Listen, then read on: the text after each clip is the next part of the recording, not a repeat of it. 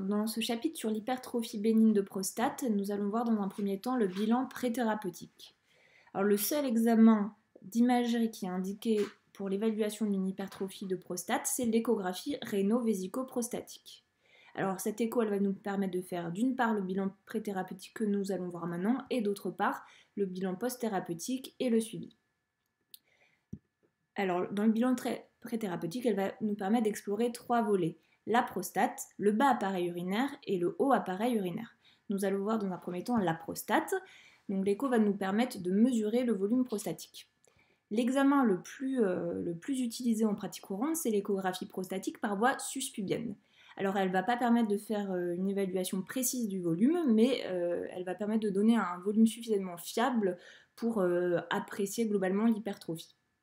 Alors le deuxième type d'écho prostatique, c'est l'écho endorectal. L'écho endorectal, elle va être faite donc dans la pratique courante, soit quand une intervention chirurgicale va être envisagée pour cette prostate, ou d'autre part quand on voudra réaliser des biopsies prostatiques par voie transrectale pour rechercher un cancer de prostate. Alors, le deuxième volet, c'est le bas appareil urinaire. On va rechercher avant tout des signes de lutte. Le premier signe de lutte, c'est l'épaississement pariétal de la vessie. Vous voyez ici la vessie en coupe axiale, avec le contenu anéchogène liquidien, et ici un net épaississement de sa paroi. Alors, on va ensuite rechercher des diverticules vésicaux.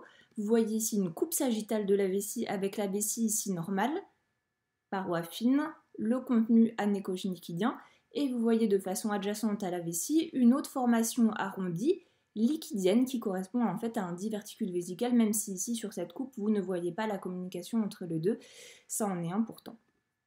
Alors là voici un autre exemple de diverticules vésicaux, la vessie en coupe axiale avec une irrégularité de sa paroi, avec des petits creux ici, qui correspondent en fait à des petits diverticules vésicaux. Là, vous voyez, il est un peu plus marqué. Alors, à titre d'exemple, une cystographie rétrograde, là, on a mis une sonde dans la vessie du patient et on a opacifié la vessie avec du produit de contraste de façon progressive. Donc, là, vous voyez la vessie qui s'est remplie à moitié avec sa paroi qui présente des irrégularités. Et vous voyez, ces petites images d'addition arrondies correspondent à des diverticules. Sur l'image de droite, la vessie est plus remplie et on a encore mieux rempli justement le diverticule, par exemple, qui apparaît ici plus volumineux. Alors l'échographie va nous permettre aussi de faire la mesure du résidu post-mictionnel. Alors voici un exemple de vessie pleine, normale, donc en coupe axiale, avec une vessie bien distendue, avec des parois fines, un contenu anéchogène liquidien et la coupe sagittale, qui permet en fait de mesurer le volume vésical. Alors après, on va demander au patient d'aller aux toilettes pour évacuer sa vessie. Et ensuite, on va contrôler après la vidange vésicale. Alors là, vous voyez un exemple de vidange vésicale normale où il reste un résidu post-mictionnel non significatif avec une vessie qui est un peu aplatie et il reste très peu d'urine à l'intérieur. A contrario, voici un exemple de vessie mal vidée, où là la vessie présente encore un contenu qui est important, c'est-à-dire supérieur à 100 cc, qui représente un seuil, on va dire, significatif. Le patient a mal évacué sa vessie.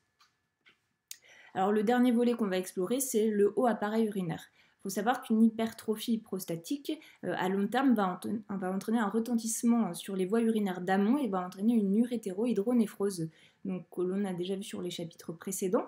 Là, vous voyez le rein en coupe sagittale avec sa dilatation des tiges calicielles. Mais à long terme, cette dilatation chronique du haut appareil urinaire va retentir sur le parenchyme rénal et le parenchyme rénal va se retrouver aminci. Donc la prochaine étape, c'est le bilan post-thérapeutique et le suivi. Je vous remercie.